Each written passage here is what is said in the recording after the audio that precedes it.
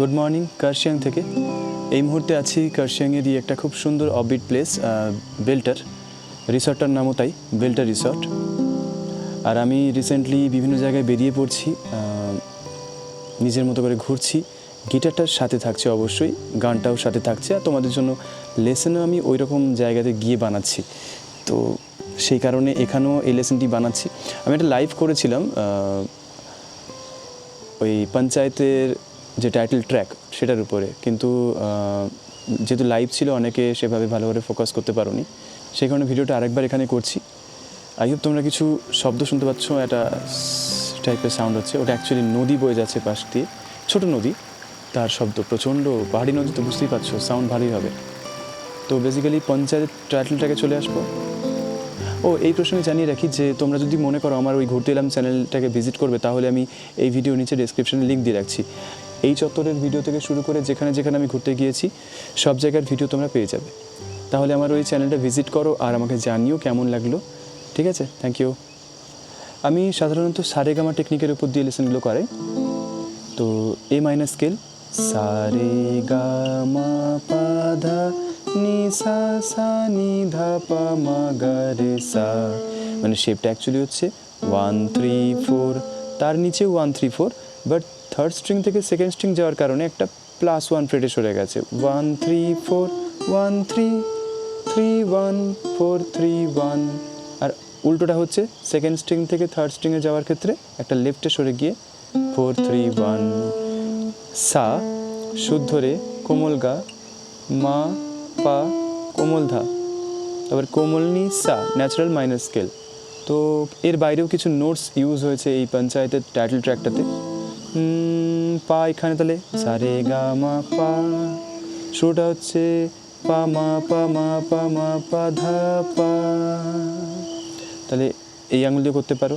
2 1, তাহলে পা কড়িমা, দেখো সা রে গা মা পা, মাঝখানে কোনটা বাদ গেল, কড়িমা। যারা এই ব্যাপারে একটু আইডিয়া রাখো তারা বুঝতে পারবে, যারা বুঝতে পারবে না তাদের বলবো যে সারেগামা কীভাবে মানে ফর্ম হয় শেপের উপর দিয়ে, সেগুলো একটু ফলো করো।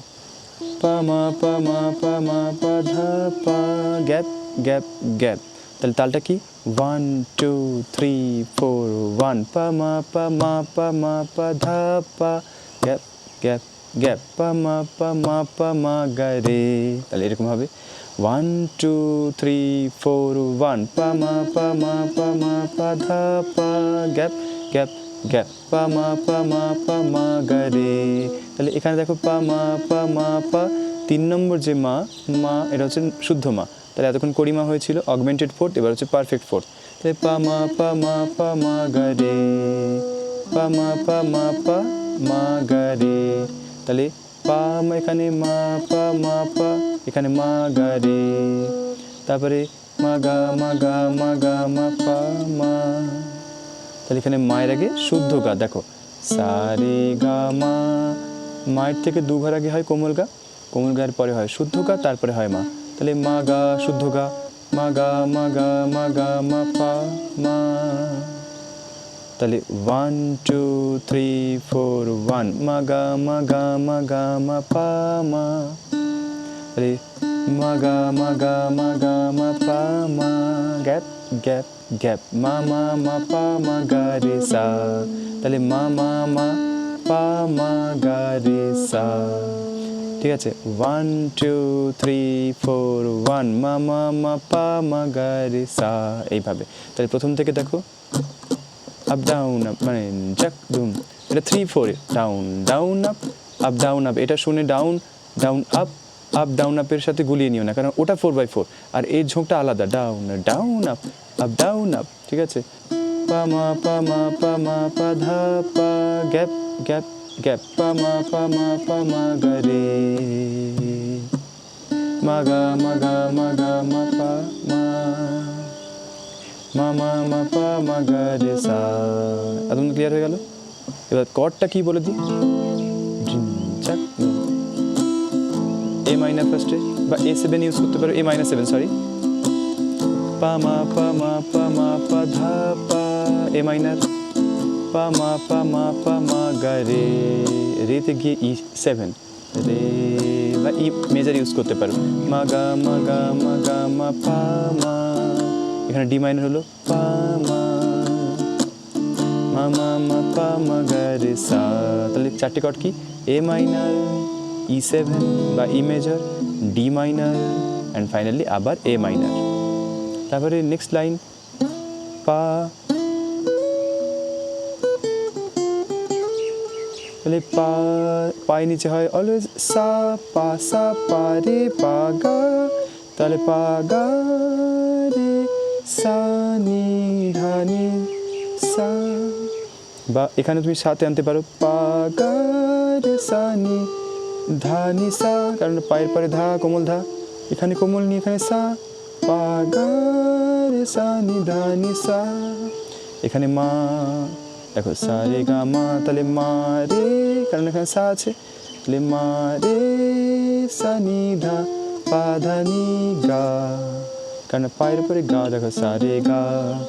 তাহলে নোটেশনটা কি আরেকবার বলে দিচ্ছি, পা গা রে সা নি ধা নি সা, মা রে সা নি ধা পা ধা নি গা, তারপরে গা ধা পা ধা পা মা পা মা পা মা মা পা মা গা রে গা সা রে গা মা পা সা, গা মা পা সা, গা মা পা।